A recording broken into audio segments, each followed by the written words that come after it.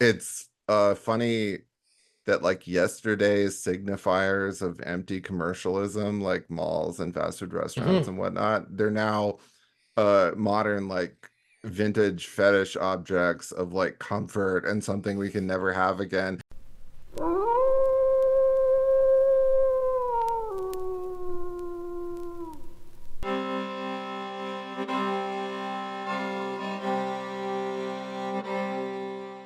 Jack Mason, aka the Perfume Nationalist. Thanks for joining me on the podcast. Thanks for having me. Now, I have to ask you, is Jack Mason your real name or is that a pseudonym? No, that's my real name. Okay. Like at the start of the show, I was kind of anonymous, and then I started using my real name because I always hated being anonymous, but it sounds like a 70s porn star name, but it's real. Yeah, I was thinking like some old 70s TV show or something, but yeah, it could also be a porn star name for sure. Yeah. Okay, well, I'm kind of new to the Perfume Nationalist, and once I found your podcast, I found I really enjoyed it. But it also opened up a window to me into like a whole internet subculture that I was previously totally unaware of. And I think maybe that's a sign of my age. I'm turning 50 this year, and but it was kind of exciting to me to find you and people like Red Scare, and then recently I read Bronze Age Mindset. So I think you guys are part of this whole thing that has been called the dirtbag left. Now, I don't know if you identify with that, but maybe talk about what you think that means and if you're a part of it. Um, I don't think it ever specifically or like truthfully applied to me, because I was very openly a Republican right from the start. Uh-huh. But uh Red Scare had more smoke and mirrors about being a Bernie supporter at the beginning, because being a Bernie supporter when that was a thing was sort of a way to criticize Democrats without being banished to the shadow realm as like literal Nazi, quote unquote. I never supported Bernie or any of that. Um, as far as I know, like the dirtbag left thing was technically referring to Chapo Trap House, and which was the first one of those where they like those podcasts where they like said the word retarded, and but they were still like good communists underneath it all. Um but yeah, no, I don't specifically identify with it. I'm just like Republican, which is the worst thing you can be to all of these people. You're supposed to kind of be like pretend like both sides are bad, or like I don't you don't identify with any of the political spectrum or whatever. I've never been like that. Hmm. And I mean, to be a Republican in Texas isn't a strange thing, but in Austin, Well, Texas, like Texas is Austin, basically blue now because of immigration, so yeah, really. Well, and I found like when I visited Austin years ago, it was like a kind of liberal oasis in the midst of all this conservatism. Now you're saying that that's kind of spread out past confines of Austin. I mean, everything feels different. I mean, everything feels like post-apocalyptic and like Mhm. bombed out in Biden's America, to me, and nothing works, and it feels very like Atlas Shrugged, dystopian. But I mean, if Texas isn't basically blue now, it's going to be in the future. So Mhm. Um, okay, I want to talk about the Perfume Nationalist because I think it's such a unique concept for a podcast, and it's been going, I think, for like 6 years now. 5 years. And so, just for people who haven't heard it, my take on it would be it's like you take cultural artifacts and you pair them with a perfume. And there's something about the perfume that resonates to the cultural artifact, whether it's a book or movie or soap opera, TV show. Like it's high and low culture. You kind of go all over the place. So where did you get this idea for a podcast? I started it with my brother. It was around when Red Scare started, and it just that was the first time a podcast that really resonated with me because they were talking about Camille Paglia and like Michelle Houellebecq and things that I wasn't seeing championed anywhere in culture at that point. And it just seemed like something that we could do. And I have had this perfume hobby for like 15 years. So I have all of this backed up residual knowledge about perfume. So just kind of wanted an outlet, an artistic outlet, because I've hated every job that I've had. I was just like working as a concierge and front desk person at a boutique hotel, and all of my like literary and cultural criticism aspirations were going nowhere. So we just started it and kept doing it, and it developed a following. Um, and then I guess a little more than 2 years ago, I was able to quit my job and do it full time.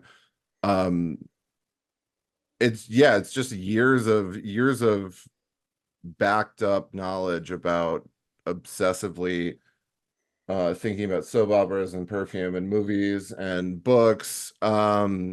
I was also like a graduate student that didn't complete my master's. I was originally going to do it on soap operas. Hmm. And all of that information in my brain has come out in a much better form in the podcast over the years, which I consider a soap opera in itself. Um, and now it's not hidden on JSTOR, and it's something that people can listen to, and it's a lot more fun than reading an essay. So It's definitely a lot more fun. And I love your takes on things. Like I think you represent a kind of, let's say, an archetype that my wife and I call the classic gay or the old school gay. Like when we grew up in the 80s and 90s, like she's been a hairdresser forever, so she's been immersed in gay culture. I went to art school and was kind of blessed and initiated by gay men early on to help me kind of break out of the box that I had been put in. Like growing up in a blue collar family, like they opened me up to like different forms of self-expression and just kind of like basically sexual freedom and appreciation for beauty and things like that. So we have like a real kind of soft spot in our hearts for gay men of the kind of old school variety. There's like a brashness, engagement with art, countercultural. Um, and I think, it seems like that's largely gone away. I don't know, is it that? Like, is it a kind of a dying breed, or is it just not well represented in mainstream culture? it's both. I mean, the average quality of people has gone down. So, overall, not just gays. That's a compliment to me, because gays used to be a lot better. Um, but specifically, something has happened with gay culture where um when gay marriage was passed, I mean, for years that was like the big kind of Democrat fundraising social justice initiative. As soon as that passed, libs were done with regular gay men, and we started to be like actively demonized in culture. You see us depicted as villains in your average Netflix streaming show now, because the more colorful parts of the acronym, more colorful and fashionable parts of the LGBTQIA plus acronym are what they want to emphasize and portray as morally good. Um, Democrats also dislike gay men because any communion of men away from women is politically dangerous. Um, so they have to be kept under female surveillance at all times. Um, but gays are like nowhere now in culture. I mean, there are some important ones kind of breaking through the woke censorship over in Hollywood. Like a lot of the stuff that Ryan Murphy does and Mike White does Hmm. is like nothing anyone else is trying to do in movies or TV, and is great work. So there's them, but they're all older and they're all from a previous generation. Yeah. Younger ones, so my last episode was on Brokeback Mountain, a seemingly forgotten masterpiece of a movie, which has always existed as this cultural joke, Hmm. and which no one talks about now because it makes people uncomfortable. But that kind of male romance is nowhere in media. Um, it's always, I mean, romance in general is nowhere in media. Like movies and TV shows are just about going to therapy. And that's the lesson. They're all devoid of spirituality. They're all Hmm. devoid of romance because romance is politically incorrect and it's like out of your control, and it's redolent of problematic things like rape and Me Too. So everything, the message of everything is just about going to therapy and healing yourself and navel gazing and focusing on yourself. Well, Um, therapy has become the new spirituality. yep, and it never ends. You can always get more therapy. I know it never ends. That's true. Um, you never get full deliverance. Uh, I just did an article recently on the talented Mr. Ripley, which I think is like comes out in this time of like the end of a kind of resurgence of auteur cinema that happened in the 90s. And I think it's like one of the last great examples of that. And I did this article and went back and rewatched Talented Mr. Ripley because of all the hype around the new Netflix show Ripley. And, I had a friend say, hey, you should check it out. It's really beautiful and all that. We watched like the first couple episodes and we found it so kind of flat, like the flat affect of all their performers. There was none of the kind of richness and vibrancy of the earlier one. So we scrapped it and we went back and watched the original one and we're just like taken back to another time. Like, it's got these five actors who are at the kind of the peak of their powers. They're young, they're beautiful, they're super talented, and their kind of charisma just leaps off the screen. It was just the contrast between the new version and that older version just said something to me about the change in culture as well. Mhm. Like the way I started to think about it is we went from auteur cinema to autistic cinema, where there's like maybe some technical proficiency, but like a soullessness in a lot of the streaming films that we see now. Soullessness, sexlessness, and the only thing acceptable is violence without end, which is Hmm. really funny. There's no limit to, like, everyone's totally okay with the usual irreversible style head smash gore, which they just kind of arbitrarily put in literally everything. Yeah. But if anything has a sex scene or shows any eroticized female nudity whatsoever, there's a giant controversy over it. And this is increasing. There are always these creepy viral Zoomer letterbox posts about the evils of sex scenes that are like, actors hate doing them. People hate watching them. Let's outlaw sex scenes. Just this creepy communist octopus tentacle, cold tentacle of the octopus. Like, where did this come from? Hmm. I called that out years ago. I was because conservatives tend to live in this outdated vision of the world where they think that libs are living in this like bacchanalia of constant sex and like, sex and orgies and sexual freedom, and this is not happening at all. Hmm. Everything is this medicalized, fearful surveillance state nonsense.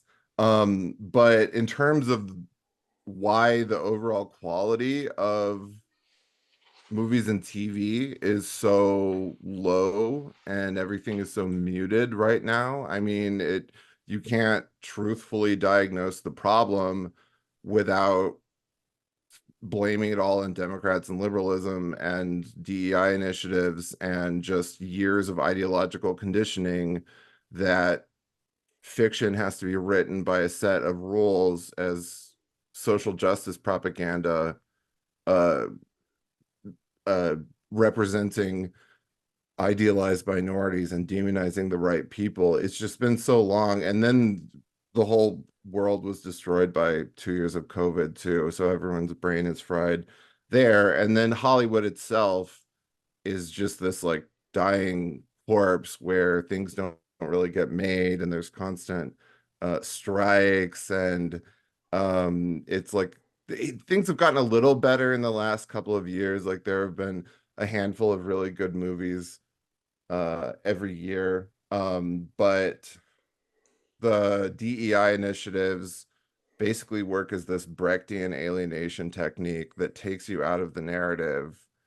Um, and it's really distracting. It's really distracting. Something I particularly hate about modern media is the made up composite character in real life stories. Like there will be, for instance, the HBO Julia Child show, or the Betty Davis Jim Crawford feud show, and they will insert an enterprising girl boss, sometimes of color, and you'll think, oh, did this character actually exist?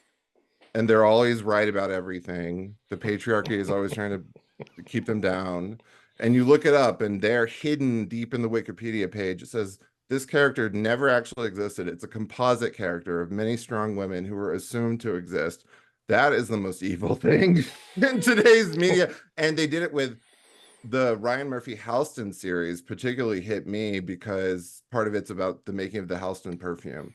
And the Halston perfume was made by Bernard Chant, this perfumer who made many great 70s things that I like. And they just turned Bernard Chant into a woman who didn't exist.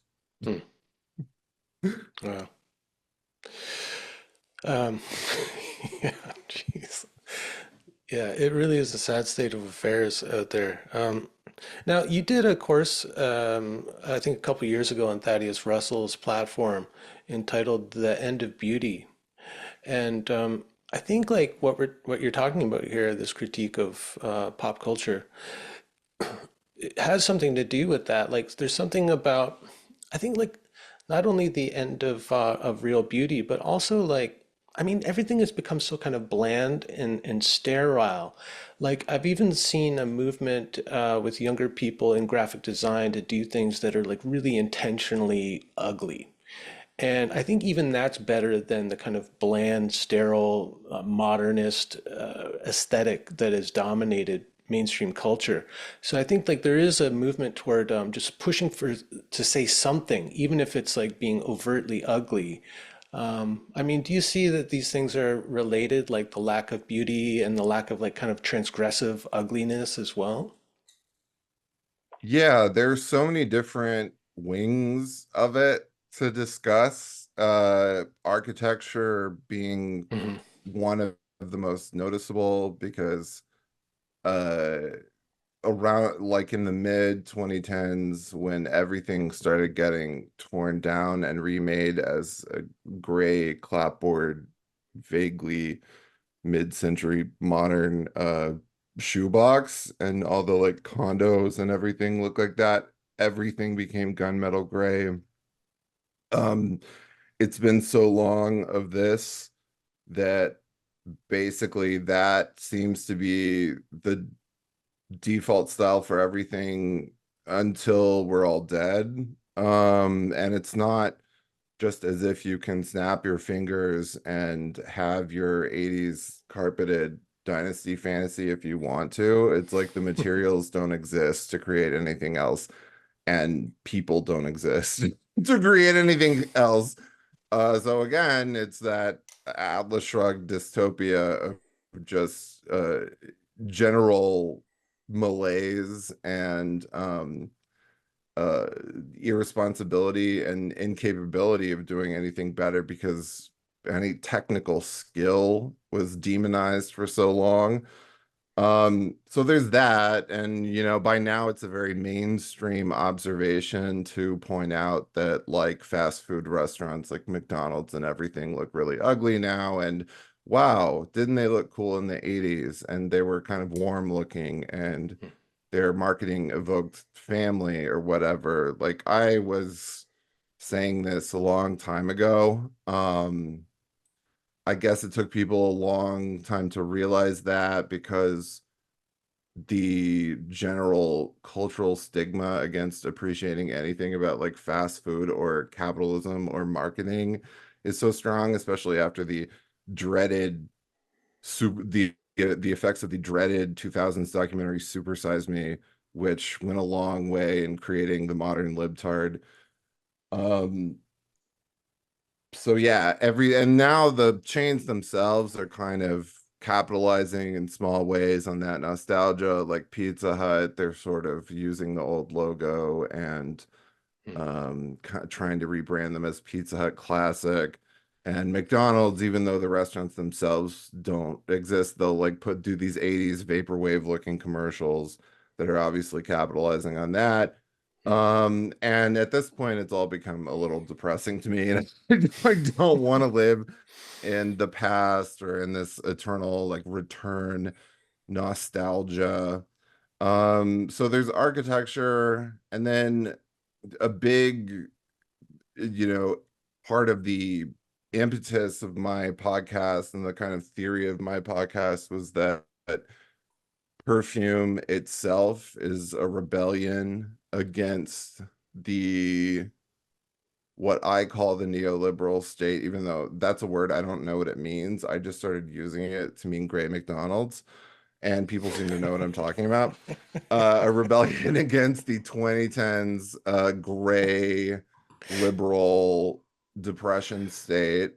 Yeah. And things have changed a lot. Like when I started in 2019, I never smelled perfume on an average person ever anymore after years of scent phobia, psychosomatic allergies, uh, smoking bans, all of this. But then the one plus side of COVID was that perfume made a big comeback, and I smell it on people again, and it's selling really well. And this is because COVID affected people's sense of smell and it took your sense of smell away. So there were all these kind of New York Times articles about how to retrain your memory to smell and Hmm. everything. And so people started appreciating perfume and scent as a personal exploratory psychedelic experience rather As than just therapy. the therapy rather than what they've been taught it was, which was just a tool of seduction being sold to you by sinister capitalists, Right. Yeah. like Like the ad lifestyle busters seduction. 2000s kind of like they're selling you things you don't need, man. Like, Yeah. but it's an art Not form of seduction itself. in the kind of erotic sense, but yeah, like a capitalist seduction into a lifestyle that's Well, unattainable. yeah, Like, and it yeah. used to be explicitly erotic, but now Yeah. no advertisements are erotic. They're all medicalized euthanasia, Yeah. I was thinking about that because, we were talking about you. My wife, she's like a herbalist, and she also just started making her own incense. So we've been talking a lot about scents and scent combinations, and I was telling her about your podcast. And she was mentioning that one of her clients was talking about her 15-year-old boy who has become obsessed with fragrances. And she's telling her about like they'll get together, they'll save up and spend all their money on some exotic fragrance, and then they'll get together and have these like kind of smelling parties where they'll ask each other to like try to identify the top note, the bass note, and all of that stuff. I was kind of amazed by that, and my immediate thought about it was, well, maybe it's a kind of reaction to the sterility of definitely like kind of post-pandemic life, where public space was so fear-based and people were afraid of sharing each other's air. And I thought maybe it's a kind of like reaction against that to like reclaim space and the sense of smell and breathing each other in and looking for more intimacy, maybe. you're totally right. That's really cute that they get together and smell things I know.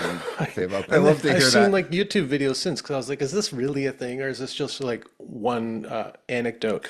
But yeah, there's YouTube videos of these guys going around like huffing each other and talking about like the Yeah, top note. it's everywhere these days. And I think you're totally right that it's in large part due to the death of public life after COVID. I mean, even though many things are technically open again, nothing is the same. We don't Yeah. have 24-hour stores, restaurants, anything, so much closed.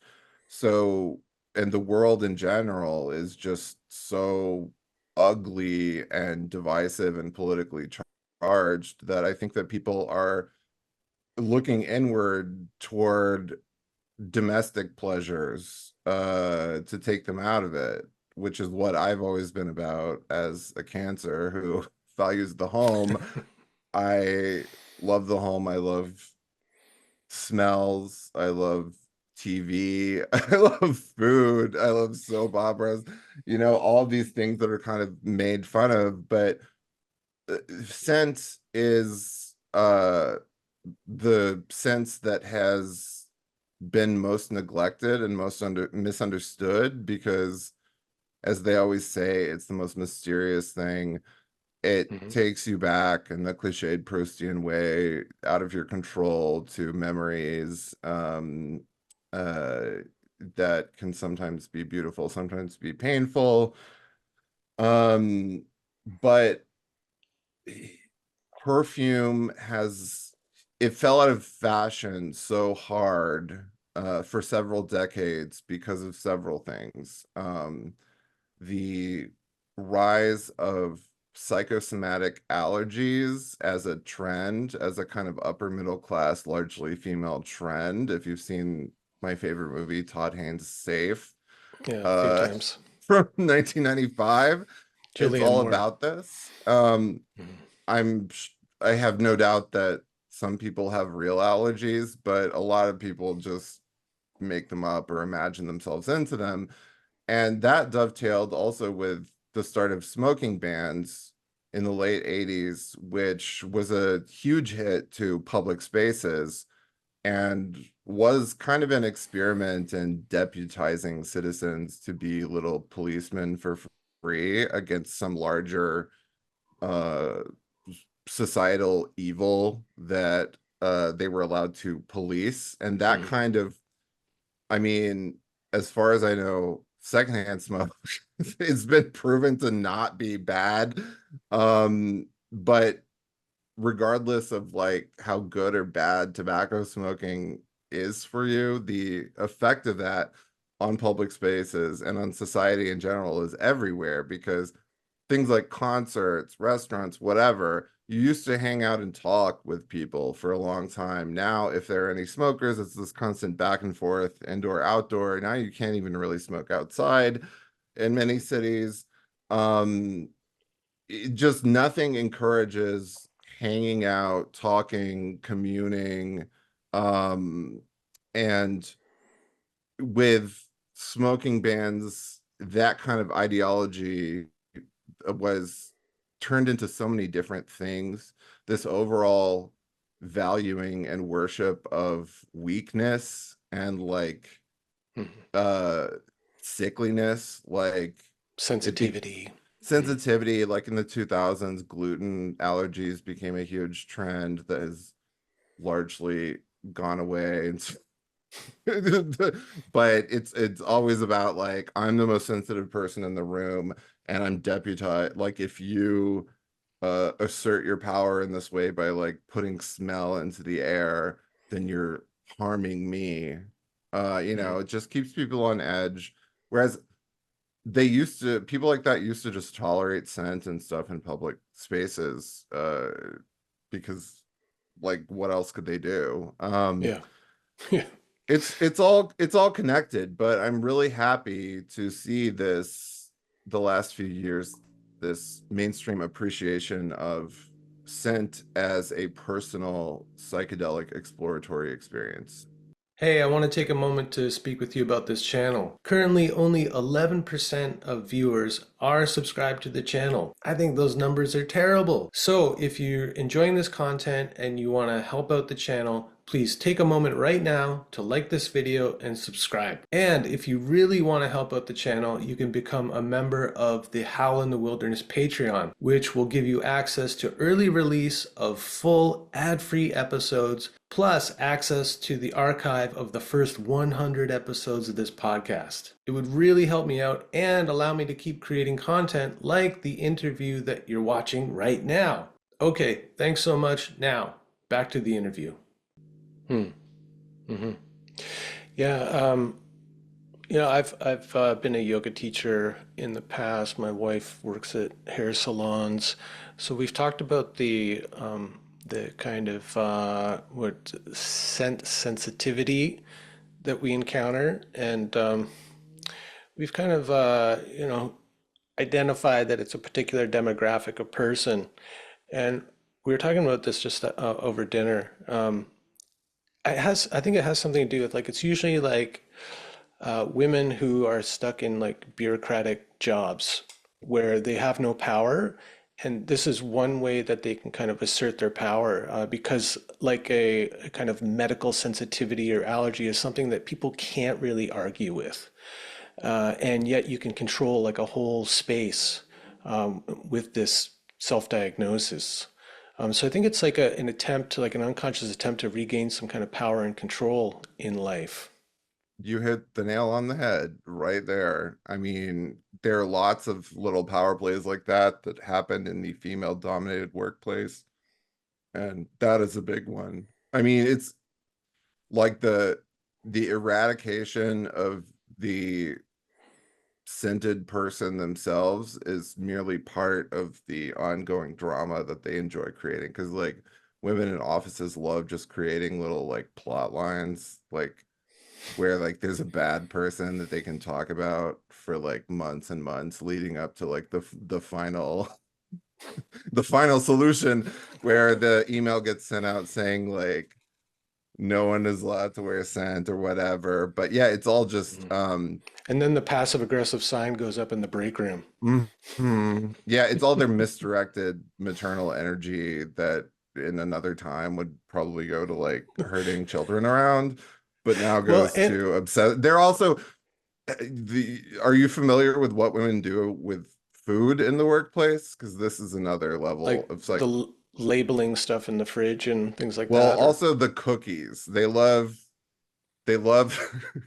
you know, the like the cheap cookies and like the clamshell that have those patties of icing, really cheap cookies from like Walmart or HEB or whatever. They love to bring those to the break room as a passive aggressive gesture and not eat any of them themselves. Watch what happens to them. It can never be any like real food or like nourishing food. Like if guys in the workplace are like buying some food for the office, it will be like, you know, pizza or like something that's not just like Play-Doh for babies, but women, it's always like cookies and stuff which they don't eat, but they love putting it there. And also creating drama about like what happens to it. Like if it disappears, they'll like create plot lines about like someone took it all the someone cake. took it, always the janitor took it, but you know they don't like they just love creating those plot lines where they get to like scold police, hold meetings, send out emails. Hmm. It's their favorite thing. I wonder, like, okay, like to create these plot lines. Like again, is that because women are stuck at the office and not at home watching soap operas where they would Yeah. have Yeah, the all been able that. to vicariously enjoy the dramas and plot Yeah, I lines? talked about this with my friend on my recent Days of Our Lives episode. Like soap operas are better therapy than real therapy anyway. Like scent, they're totally misunderstood. Um, like you'll see parodies of them that depict them as like really, you know, like the Invitation to Love parody in Twin Peaks, where it's like histrionic, big hair, screaming, whatever. Like there is that over the top, you know, coming back from the dead. There is that, but Oh yeah. it's this whole beautiful, incredible, huge, ongoing art form that does not receive its due as, to me, the most beautiful art form of the 20th century. And these expansive, ongoing plots for like 50 years that take up your entire lifetime and are passed down through generations. it's such a beautiful, beautiful thing. Like Guiding Light went from all the way from a radio show in 1937 to early television in the 50s, and then only ended in 2009 as it's the longest ongoing narrative in human history. Yeah, women would be a lot happier if instead of scrolling the feed and creating plot lines about scent use and cookies in the workplace and going to therapy, they entered another world of soap operas. Well, look, I don't think it's so crazy, right? Because No. back in ancient Greece, the theater was a kind of therapy. Like you would go to see a particular production because it gave you a certain catharsis for, you know, whatever it was you might be dealing with. And so it was a therapia. It was a real therapy. And so yeah, like soap operas, maybe the closest thing to that Well, that people we've don't had. understand what fiction is now. Mm. Like cultural, what's that term they use? Cultural literacy or whatever. There's some Like sinister term media that the literacy. media literacy, Hmm. like there's they There's no use it in a literacy sinister about it. way. Hmm.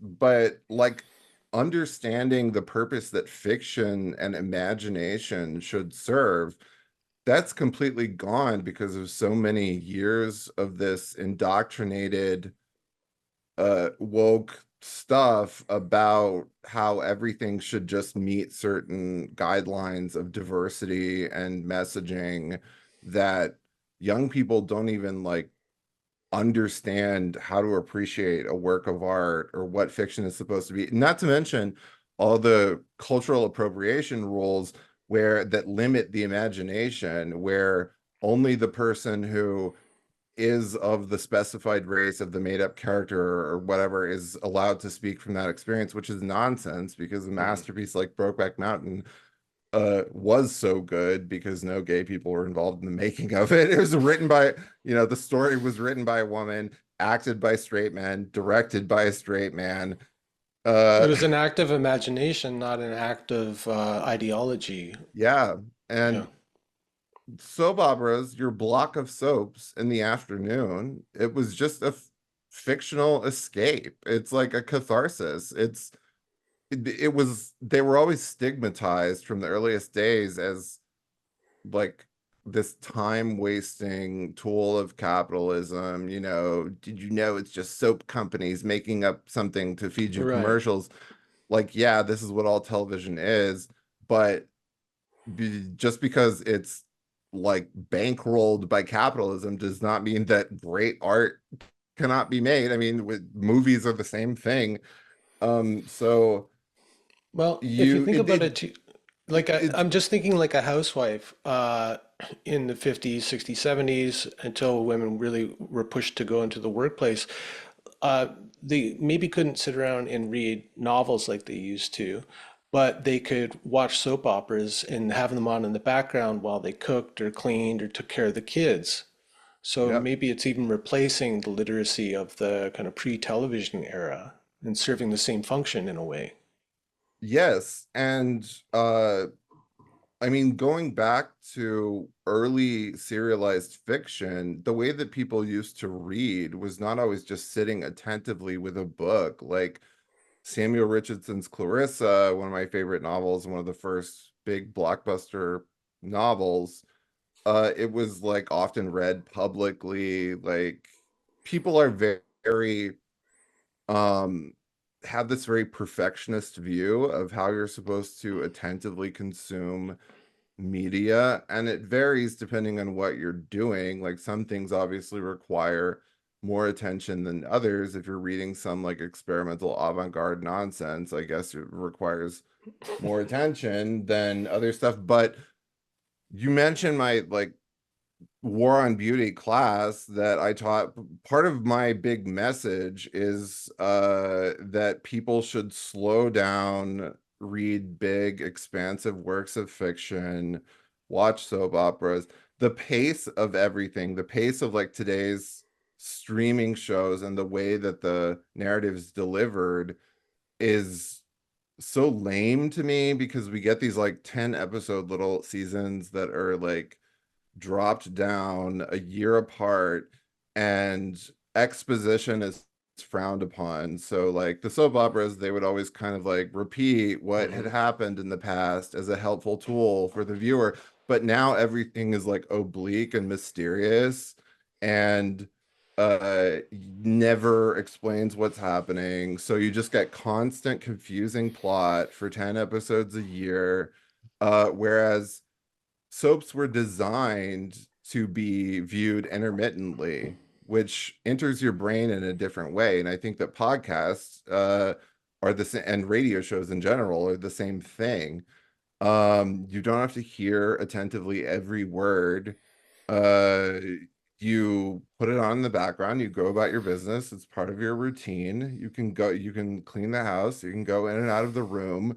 You don't need to hear every single word. It's Hmm. still there. This is just a beautiful way of delivering a narrative that in the long run, I think is way more memorable than just little bingy pellets of television. Okay, let's talk a bit. I thought the course was called The End of Beauty, but it's called The War on Beauty, which is even Hmm. stronger. Yeah. One of my favorite writers and cultural commentators was a guy named James Hillman. And I know you love Camille Paglia as well. She's also one of my favorites. I would have loved if they could have got together back in the 90s because they were both writing about really similar themes. And Hillman, he was always talking about like the effect that the kind of bland ugliness of modern life, the effect that it has on the soul.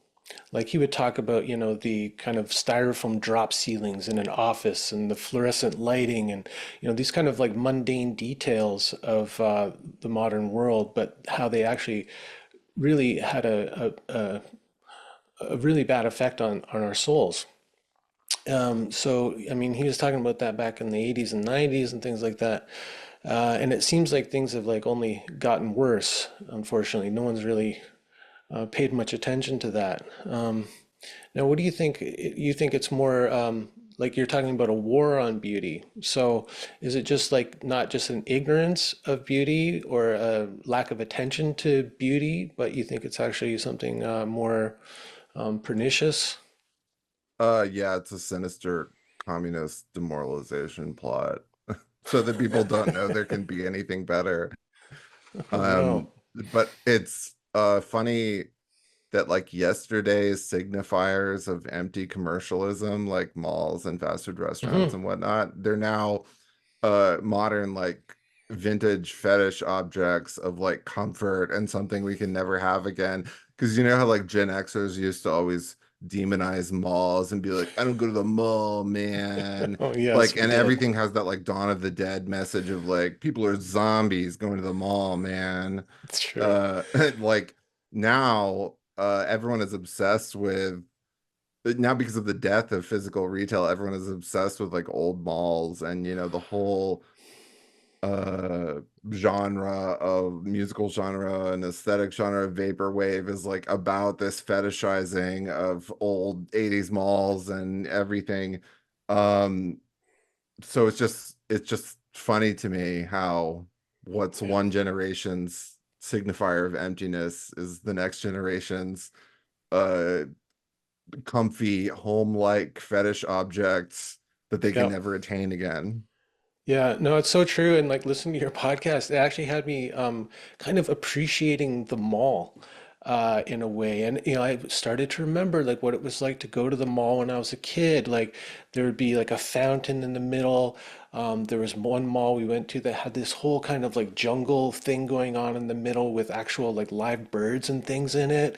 Always the music playing and people kind of I don't know, like really happy in the malls, strutting about with their bags and, smelling good and looking good. And like Aphrodite was at home in the modern mall, I think. She's not Hmm. there in the strip mall, but she was there in the mall, the Galleria.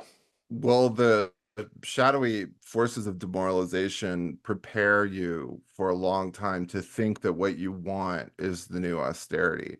So the like 2010s minimalist austerity that we've been talking about for a long time, we were prepared for it by home renovation shows where they knock down all the walls and tear out all the carpet. I mean, trends will always exist, decorative trends will always exist, but the specific things that led to the 2010s gray open plan surveillance home are especially bad because because it's like, I mean, now no one's a homeowner, everyone's a renter, everyone's living space gets smaller and smaller. uh there's, you know, there used to be like a man would like have his own room in the house and like a woman would have her own. Hmm. The kitchen would be separated from the dining room. There were places to escape. And also with this, a minor subplot of my show was carpet, the like cultural hatred of carpet, Really? and how in the late 2000s and 2010s everyone went, ew, carpet, I can't believe people had carpet for so long, it's disgusting and unhygienic. Yeah. Ew, in the 80s people had carpet in the bathroom, let's tear all the carpet up and put this gray laminate wood Fake flooring wood. down. Hmm. And no one talks about the benefits of carpet, such as that you couldn't hear everything going on in the house. Hmm. Insulator. Hmm. And do you think it's a coincidence that no one has sex anymore and everyone has gray laminate floors and no Well, like people aren't popcorn people aren't ceilings? having sex on the floor, that's for sure. And yeah, your home is, yeah, you can like clean up vomit and dog crap easier than you used to be able to, but your home is not cozy. Like I really just miss the sensation Mm. of like flopping down on wall-to-wall carpet in front of the TV.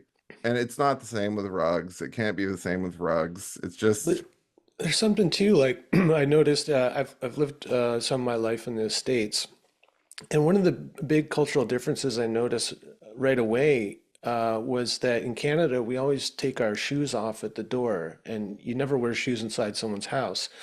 And I noticed that in the States, people often wear shoes. Like every time I see like on a sitcom or something where somebody gets on the bed with their shoes on, that's icky. I'm Yeah. like, what the? But if you had carpet, people would ask you to take your shoes off and you'd walk around like barefoot or in your stocking feet. Like there is something kind of more natural and sensual and casual about it. Yeah, it makes the home like a cozy womb. Hmm. Yeah. But Um, it's probably the cause of all these allergies and environmental sensitivities, all that, dust and but dander. yeah, well, it's funny that you know, everyone's super serious allergies and sensitivities can all be swept away en masse. Like when COVID happened, suddenly recycling didn't matter because everything had 8 layers of plastic packaging. So the constant lib plot line of like plastic bags and, you know, the turtles coming from the ocean and getting choked by the plastic bags, Plastic straws. plastic straws, stuff like that can just be pulled away at will, much like an entire season of Dallas was retconned as a dream when Bobby appeared in the shower. Um, so, but people act like it's all super real and super serious while it's happening, in part because they're tuned in to the 24-hour news feed on their phone. And back to what we were saying about like, everybody would be mentally healthier if they were watching soap operas. Okay, they think watching soap operas is a waste of time and stupid. Look what everyone does with their day now. They spend all day on social media getting flared up about flash in the pan political nonsense that shouldn't involve them at all. Uh Mhm. like for free. That's their entertainment. Um and then the ubiquitous therapy, the constant women be going to therapy, constantly getting on new meds, finding out what's wrong with them.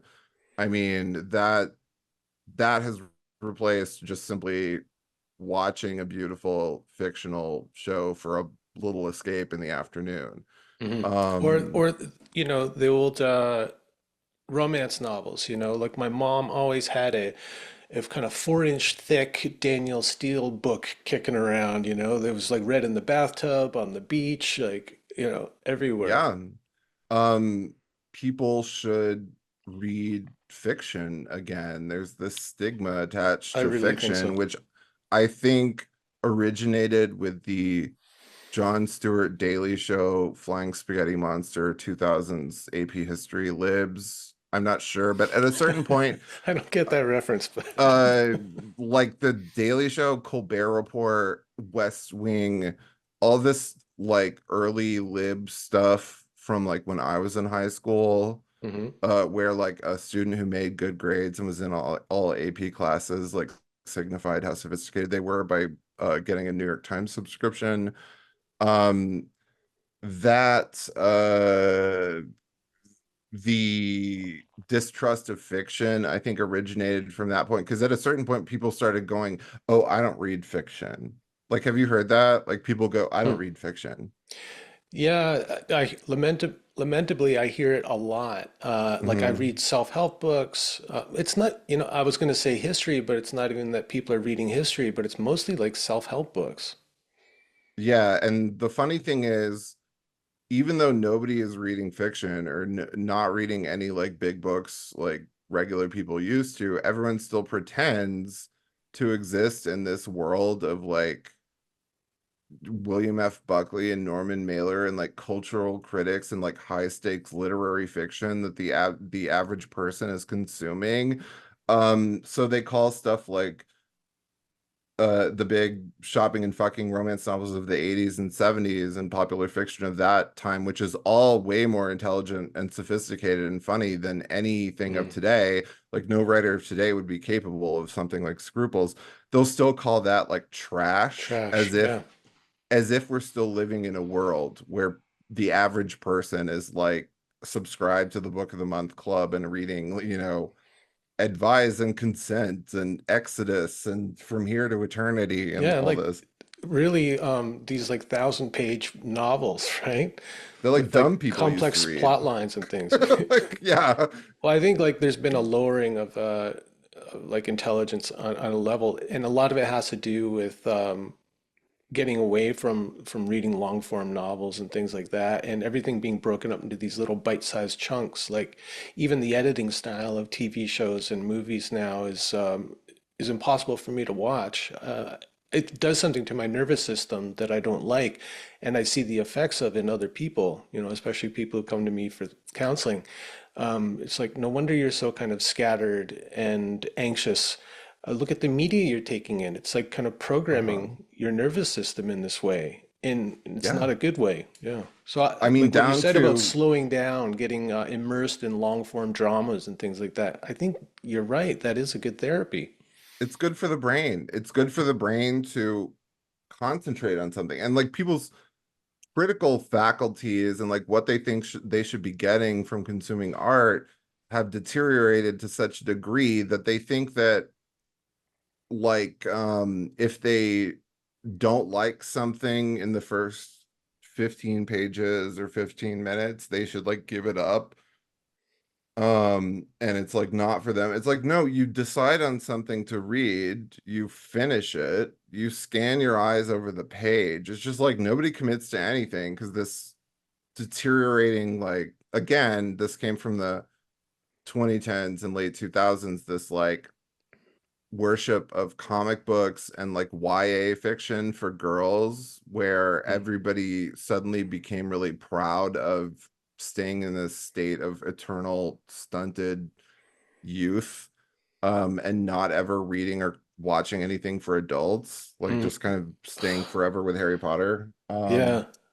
I found that disturbing as well, that adults were walking around with Harry Potter books and talking about it as if it's like the kind of pinnacle of literature. And comic book stuff, that whole identity, that hit gays hard. It's going back to why are gays so bad now. Yeah, the comic book gay, I guess it's like a cute signifier that you're like kind of masculine or kind of a real boy in some way. So you have this like very performative, like, I've just always been into comics. It was actually, it started with the show Queer as Folk, um, where one of them had a comic shop and everybody thought it was really cute. Um, but yeah, people will be surprised at the benefits of challenging themselves to read a big old work of fiction and what they will learn from that. Hmm. Yeah, something I've been advocating for this for some time. Like, instead of going to therapy, read more, because that's what people used to do before therapy was invented. But one of the things that it does give you is empathy. Like you get inside someone else's life, inside their head.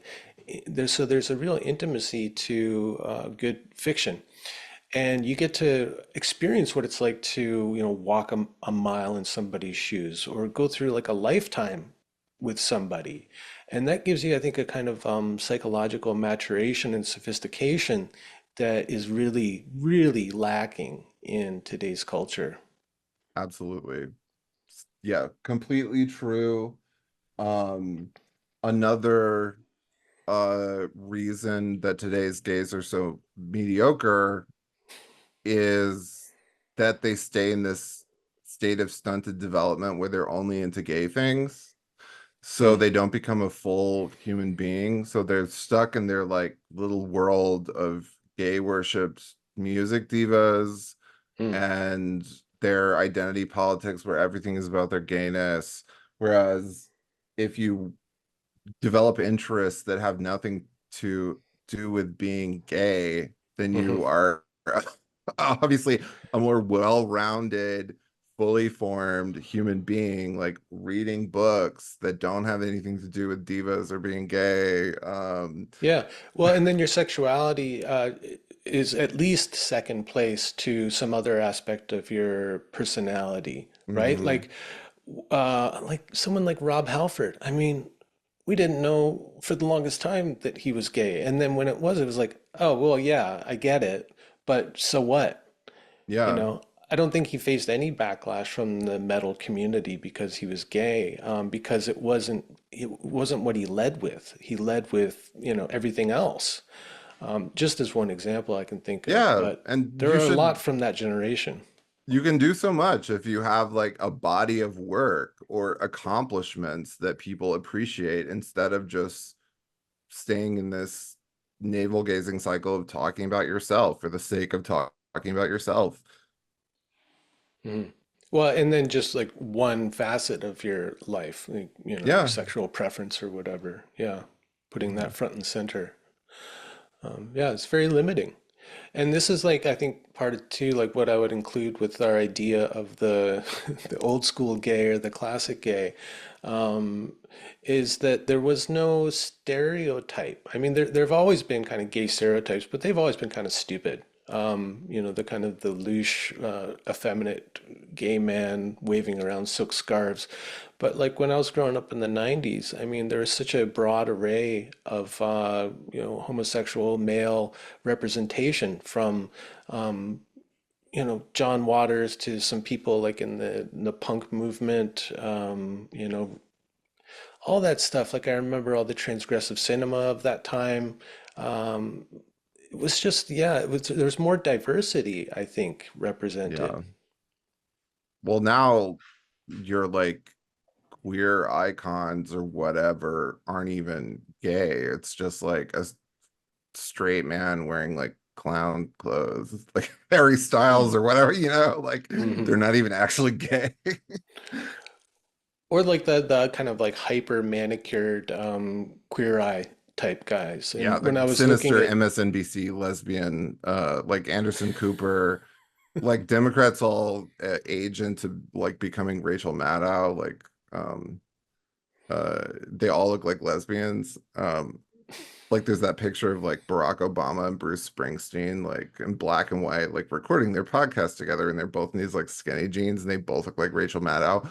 Um, Anderson Cooper, uh, is another one. There's just you kind of age into a lesbian if you're a Democrat, but yeah, there's no you have to like pay the piper in some way now to get like cultural exposure if you're just a regular gay. So someone like Mark Jacobs, like they'll literally have like a meeting, your team will have a meeting with you telling you that being a regular gay is no longer it. So they'll try to like get you to become this ambiguous queer thing and like just wear dresses and whatnot, and you'll get more attention and approval. It's a tragedy. Hey, I want to take a moment to speak with you about this channel. Currently, only 11% of viewers are subscribed to the channel. I think those numbers are terrible. So if you're enjoying this content and you want to help out the channel, please take a moment right now to like this video and subscribe. And if you really want to help out the channel, you can become a member of the Howl in the Wilderness Patreon, which will give you access to early release of full ad-free episodes, plus access to the archive of the first 100 episodes of this podcast. It would really help me out and allow me to keep creating content like the interview that you're watching right now. Okay, thanks so much. Now, back to the interview. Mm, it is, yeah. I feel like something really important has been lost in a way. It's going to be a very, very sad day for me when Camille Paglia is no longer around. And, I wish she was a little more out there currently. I don't know if she's working on this unfinished book about Native Americans that she's been talking about for years. Like, where is she? Why isn't she speaking out more?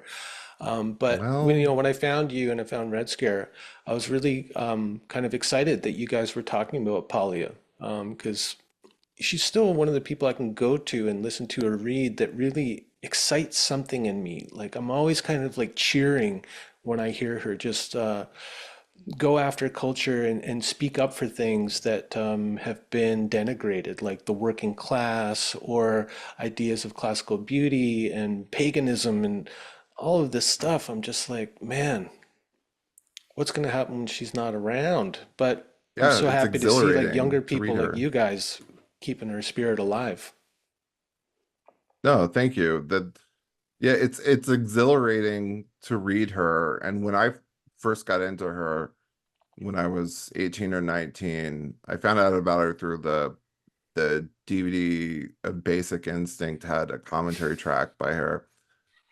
And then I started reading the essay collections, and my whole world was turned around because here was someone articulating all of this stuff that I had privately thought but didn't think was real or that anyone else had ever thought. Like I never felt like I exactly fit into the image of the Democrat lib gayness that was being provided for me in the 2000s, or the becoming aware of like how academia and cultural criticism and what happens to you when you're a person who's interested in literature and movies and you kind of go to college for that, what the workings of that actually are, which is that you get trained to go through with your new fangled communist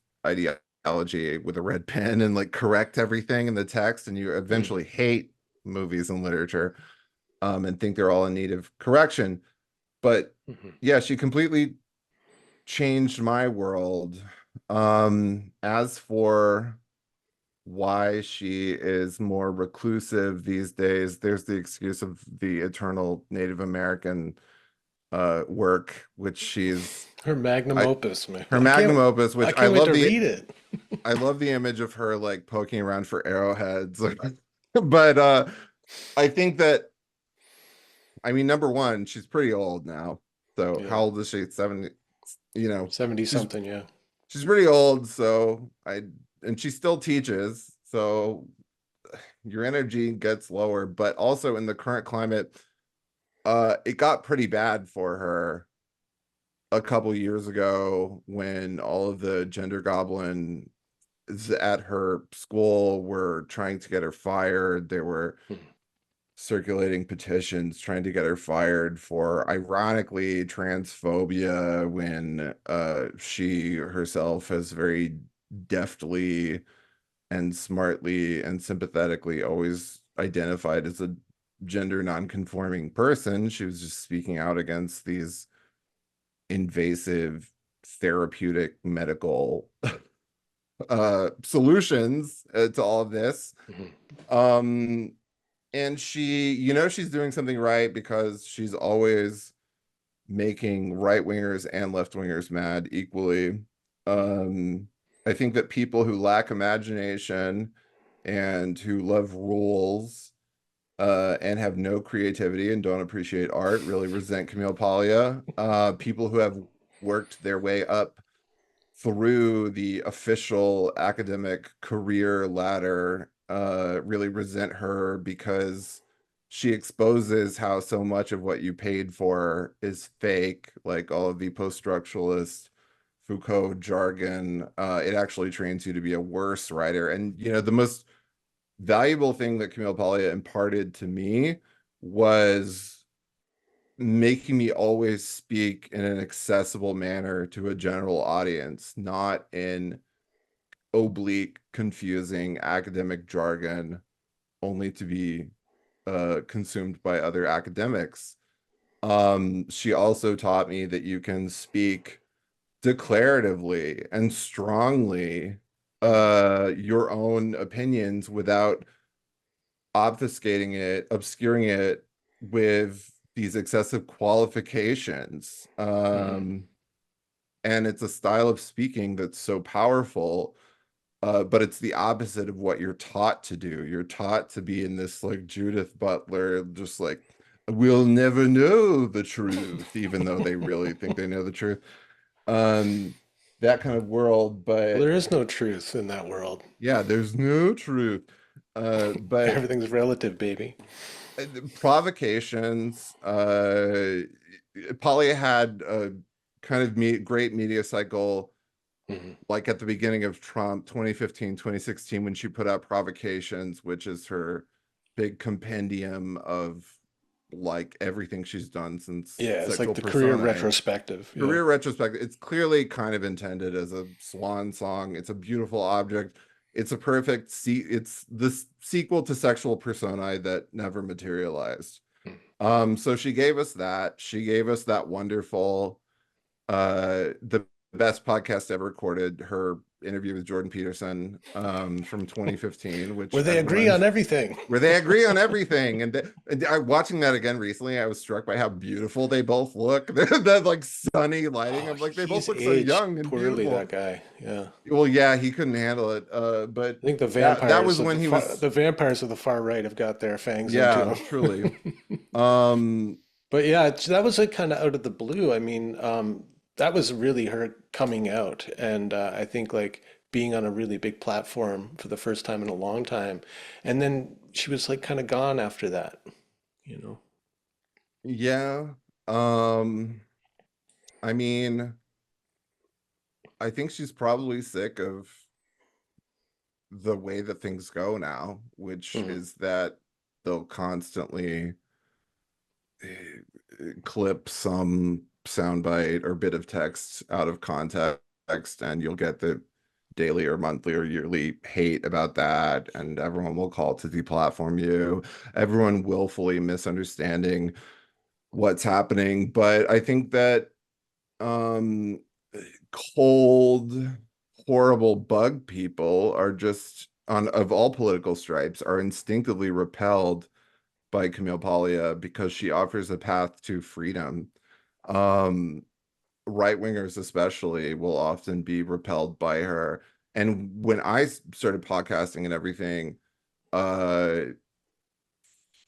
it was still like on like the right kind of like forbidden to mention her. Like people would go, "Oh, you like that lesbian?" Like, Hmm. um, On the right, yeah. yeah, because people, Well, because on the uh, left they might call her a turf or something. yeah, yeah. Yeah. On the right, all of the right wing people were very like weird and anonymous and like anti-gay. And then I came out very unapologetically gay And conservative. and Coming conservative. out as both. Yeah, coming out as both, and things are very different than they were Hmm. 5 years ago in that type of scene. But Paglia is always being talked about now, largely because of Red Scare, to a lesser degree because of me.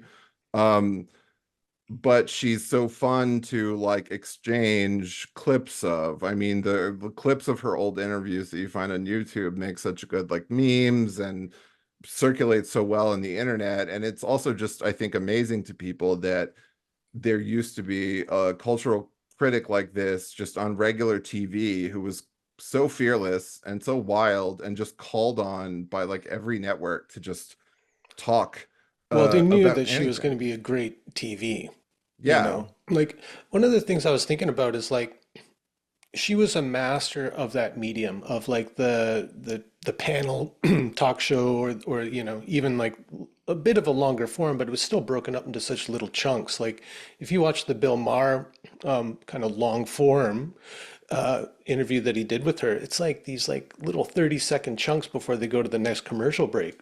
And she was such a master of that. Like she could just insert something that would be provocative and memorable uh, in that kind of format. And so maybe she's just kind of aged out of the way that media has gone now.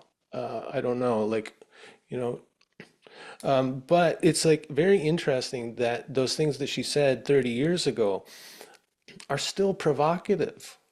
They still rile Hmm. people up, and other people are just like, "Oh my God, I can't believe someone is saying this. Thank God," or "I can't believe someone is saying this." Like, what a Well, blank. what's interesting there is that everything that she was speaking out against in the late 80s and early 90s kind of went away largely because of her and people she influenced. So there came to be this general contempt for political correctness and Hmm. academic feminism. Uh, and in the late 90s and 2000s, we had like South Park, Eminem, Right. Jackass, Marilyn Manson, all this Limp stuff that was Bizkit. Limp Bizkit, all this stuff that was very like deliberately supposed to be transgressive. Kind of And that was crass and yeah. that Hmm. was just like the feel of the culture. And then everything that she had warned against in the early 90s returned in this turbocharged form via social media and the internet in the Mm-hmm. 2010s. So all of those plot lines, I mean, she wrote all those essays about like the like campus rape, moral panics. That all was early woke stuff like in like 2014, 2015. Those there was that Rolling Stone article that was proven to be completely false and made up that was like I was the victim of like satanic ritual frat rape by hot white guys. Um, that kind of thing. And then all the characters that she used to talk about came back. Hmm. Hillary Clinton, Donald Trump. It was just Yeah. this cyclical repeat. Yeah. Um, But came back like even more empowered because of yeah. social media. Yeah. Mhm. Yeah, it was like Return of the Repressed. It comes back even kind of more deformed and more powerful in a way. What I think is really funny about a lot of her media appearances from the 90s is that the interviewers so often don't like actually know what she's about. And the most controversial thing about her to them is that she's a lesbian. So she'll be like Mhm. talking to some old man that's like, so you're a lesbian. How is that? When Why did you choose obviously, women over men? why do you choose women over men? As think of everything objectionable in sexual persona, and like that's like the least of it. But that was the tone that they took. And there's great stuff like she was a big champion of soap operas. So my favorite thing she ever did was on this like soap opera recap show called I think Soap Talk, where this host lady is like really puzzled by Camille Paglia and like who this is, and she comes on to talk about like the pagan greatness of like Melody Thomas Scott and The Young and the Restless and all this. Everyone seems really confused. Yeah, I think you included a clip of that in one of your Polya episodes, right? Yeah, Yeah, on the that was gold. I hadn't heard that one before, probably because I didn't ever go down the soap opera rabbit hole to uh, find it. But yeah, you're right. the host of the soap opera synopsis show got a little more than she bargained for when Paglia comes on and starts speaking about the glittering image of, Morgan Fairchild or whoever, right? And Polly starts ranting about like Agnes Nixon inserting social messages into soap operas when it should be like glam and trash and all that stuff. Yeah, that's what they're extolling the virtues of not lowbrow culture, but like kind of like working class culture.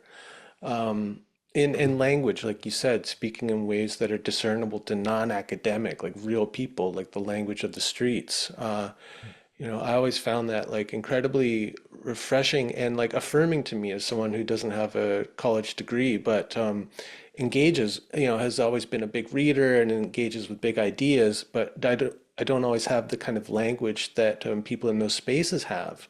And so I can feel out of my element and like, I still don't understand what epistemology means. And I've asked academics to explain it.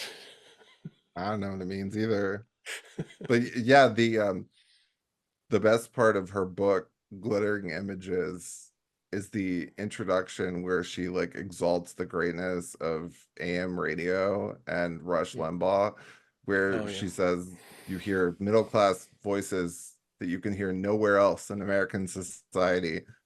And she was always a champion of Rush Limbaugh, and they were friends and stuff. And that's how, because of her, I started actually listening to him, and that's how I got into it and saw, oh, the actual broadcasting talent here who can monologue adeptly for 3 hours a day with like no prompts every day is such a totally different thing than what I've been told by the media that he is. And it changed my life hearing that too. And he became a huge influence. So Hmm. it was because of her.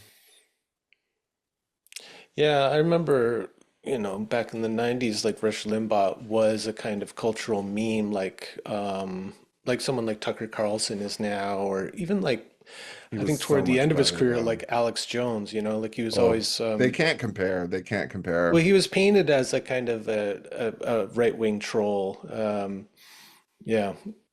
What's misunderstood about him is that he actually, unlike most of today's conservative talking head people, provided a really optimistic and humorous uh view of the world. His show was always very optimistic. You would never know from how he was described Mm. and villainized in the lived media, but all of the conservative talking heads of today, it's nothing but doom and gloom, hearing about drag queen story hour, various moral panics. That wasn't what Rush was. Rush would always provide a really funny, acerbic, politically incorrect, but in the end, optimistic view of the day's events. And that was just broadcasting talent like out of the 30s and 40s, like you just don't have anymore.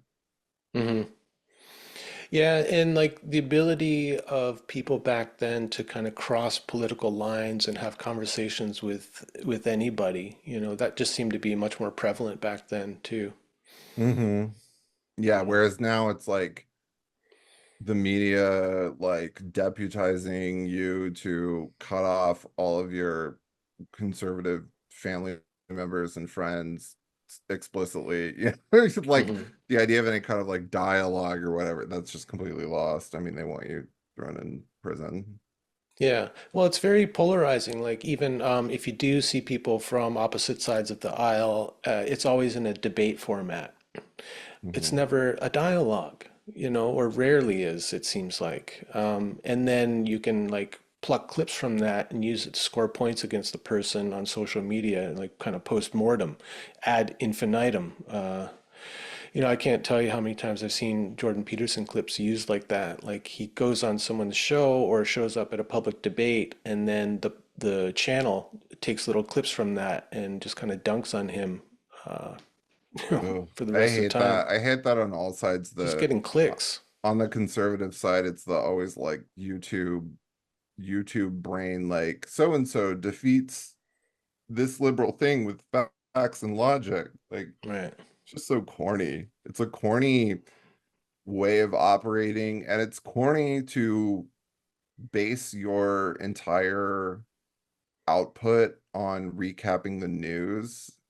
Mhm. Um, that's very Reading like tweets to deep an audience, like, reading oh. tweets to an audience. That's very like limited DC uh bug brain to me. Like what I do is just fortunately exists like I'll talk about current events, but it exists separately Mhm. from as like a continuing narrative for people to enjoy talking about different cultural artifacts. It exists separately from just like going through the feed and finding the day's drag queen outrage and Yeah. or lib censorship outrage and talking about it and getting everyone mad about it. It's just a Well, just like having like an emotional reaction to it, not really having anything to say about it one way or the other. Yeah. yeah. It's content with no real content, or content with no substance. Yep. Okay, enough about that. Let's finish talking about perfume. Okay. You've got me really interested in perfume in a way that I never was. I always liked wearing scents, but often found, I would create my own scents, like get some essential oils, kind of experiment with mixing up different things. But some of the perfumes you talk about and the way that you guys talk about them, especially those early ones with you and your brother, I thought were really great. And very like evocative. Your brother had a great way of speaking about perfume. In a way that is imagistic. And so someone like me, I get it because I kind of think and speak in images in some ways. But like where to begin with this? Like I started to then poke around online and I mean, there's just so much out there and there's so many reviews about any one perfume. Like, how do you even start? Do you start by just thinking about the kind of scents that you enjoy and then look for formulations with those ingredients in them? Or what do you recommend to people? I think a good gateway drug is the book Perfumes the Guide by Luca Turin and Tanya Sanchez from 2006, which really kicked off the whole like perfume blogging craze that then Hmm. came after that. Um, but that gives those reviews are like really funny. It's a great like toilet read type of thing because their reviews at the time were very like sharp and like impudent and often kind of rude Hmm. and um this was like really groundbreaking at the time because everything before that about perfume was in this very dry, neutral, academic tone. Like it was just like sort of like guides of when a perfume came out and like the notes of Right. it So and this stuff. had No, some personality to yeah, it. this had personality to it, but that's also a good way to learn like the classics and get a general historical idea of the waves of scent trends like in the 70s green scents that smelled like grass were very in the 80s everything became very very strong, very over the top. The 90s were a reaction to the 80s, so like the aquatic scents intended to evoke minimalism and water came in.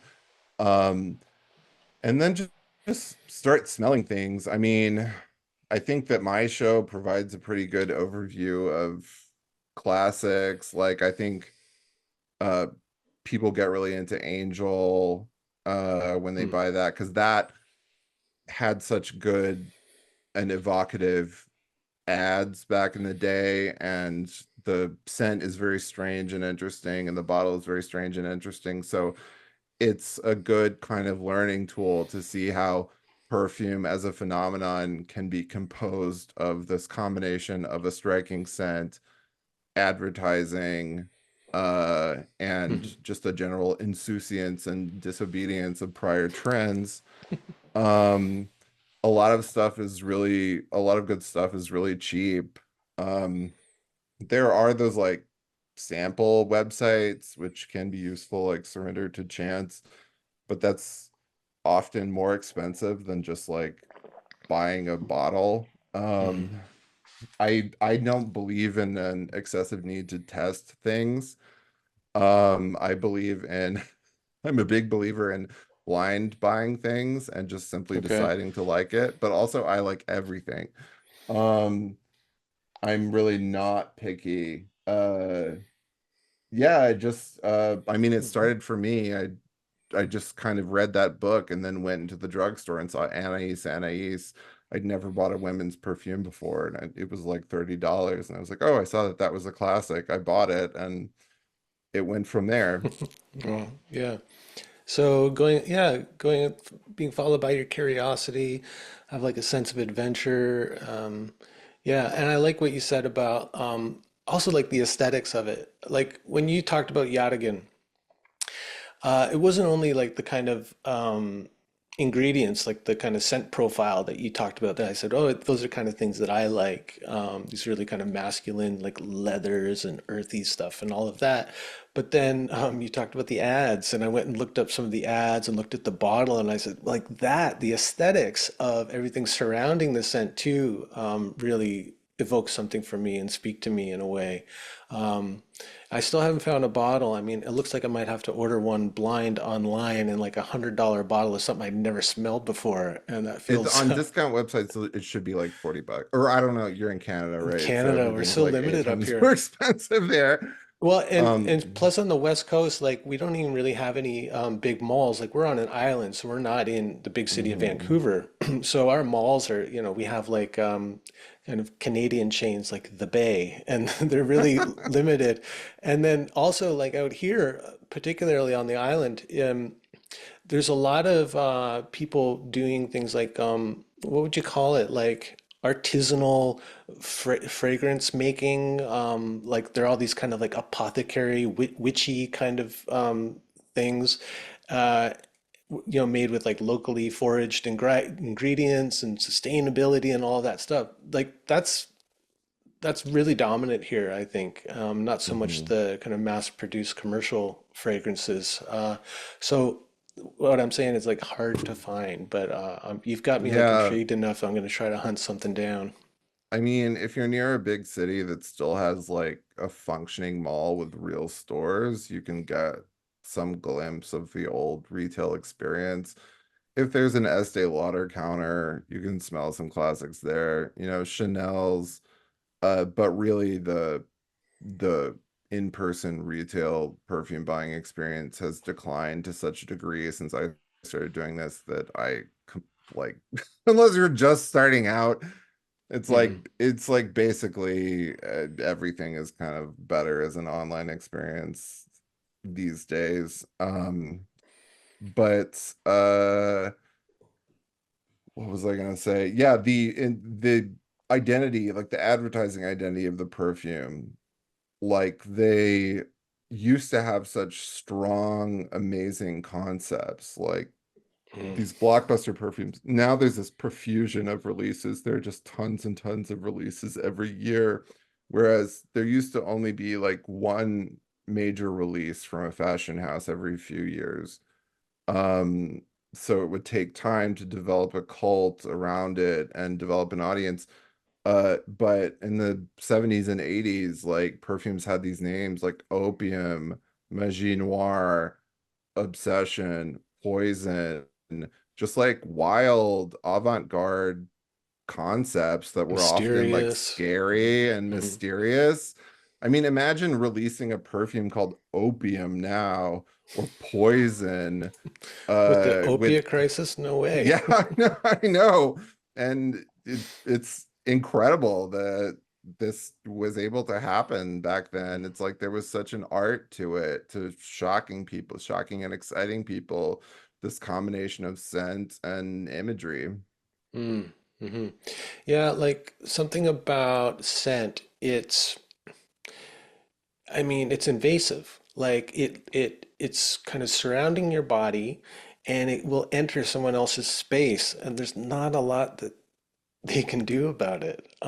There's Mhm. something about that that is kind of challenging in its in like the kind of penetrating invasive quality of scents too. Yeah, well, you can choose different scents for different occasions. Like you don't have to be like wearing poison in some office situation. I would say work from home is a huge benefit to perfume. That's probably behind a lot of it because if you don't have to deal with the female longhouse plot lines of the office, then you can do whatever you want at home. Um, I think also that it's a benefit to break away from this understanding of scent as like I want a signature scent that people remind like wearing one thing all the time, Uh-huh. which is like a romantic idea, but in reality you just cease to be able to smell that. Um, Hmm. so people understand now the benefits of wearing different things for different occasions. Yeah, right, in different seasons. Mm. Hmm. Do you ever, I mean, sometimes it sounds like you like to wear scents that are like intentionally provocative or Hmm. disturbing to people. Like you talk about some of these perfumes, they smell like corpses and like there's barnyard smells, and which I think is kind of fun. There's kind of something like I don't know, transgressive about that. Do you ever hear this quote from Joni Mitchell when somebody asked her about cigarette smoking? Because she was a notorious chain smoker, but she had this angelic, pure voice, and so there seemed to be some kind of like dichotomy there or something. She would say, "Well, it creates a cloud of protection around me." Oh yeah, I've said the same thing about perfume, like wearing it as an armor. I mean, I wear a lot of scent because I don't really want the kind of like intimacy with people. I like people to stay away. I don't want to feel like someone who has this subtle skin scent and just I'm just not very fundamentally like cuddly in that way, and so it's Really? fine to me uh, if people are smelling a bunch of Paloma Picasso or whatever in a cloud away from me. I think I mean I started wearing patchouli when I was like 14 years old, so I'm like used to um this kind of like antisocial side of perfume use, but I'm nowhere near as like antisocial about it as I was at the beginning. Like now I'm like chastened. I'm like older and chastened. When I was like in my early 20s, it was like where like the youth do like cream, the oil, the spray, the powder all together. It was completely insane. It's embarrassing to go back and think about, but I mean, now I'm not around people so much, so I don't care. Mellowing with age. Okay. Yeah. Yeah. Well, I've really enjoyed speaking with you. And man, you have such a backlog of podcasts. I'm just kind of going through, like I'll scroll through and I'll see like, because I usually don't know what the perfume is, but it'll be like the movie or the book that you're talking about that grabs my interest. And then it opens up this whole thing about the perfume world that I've never been aware of before. So people, I think is the only way to get it now on Patreon, or is it kind of out there in other platforms as well? All the episodes are on Patreon. There's a ton of free ones on Apple Podcasts and all the usual places to just Okay. hear, but I view it as a continuing story. I always encourage people to start from the beginning and listen to the whole thing. I mean, you don't have to be like religious and like serious about this, but there's a lot of just at this point it's been going on so long that there's a lot of like resonance that you miss when you don't know previous episodes and what's been happening the entire time, not to mention the massive sweeping changes in culture because the first year Mm. was recorded before COVID, and then It was like um post-Trump, pre-COVID. So, yeah, and then the second one, I mean, on our Gone with the Wind episode at the end of that first year of COVID, that's will probably always be my favorite episode and the most important one to me because we were saying all of these things that were happening, uh, all these wild authoritarian overreaches from the government that were happening when no one else would say it. I mean, yeah, Mm. so I'm glad that we got it on the record because all those dirtbag leftists like wouldn't be saying the stuff that I was saying until years later. Now they'll all say it, but it's there in my continuing story, and I like to have a linear, simple body of work and chapters that you can enjoy and consume. I would recommend listening to new ones and then going back and listening to old ones Mm. sequentially. It just occurred to me that the intro for your podcast, where you say "Welcome to the continuing story of the perfume," is like a soap opera Yeah, opening. that comes from Yeah, Hayden Place and Another World. They used to to say that. Tune in for the continuing story of Another World. that's great. Well, thanks a lot. It was great to speak with you. Thank you.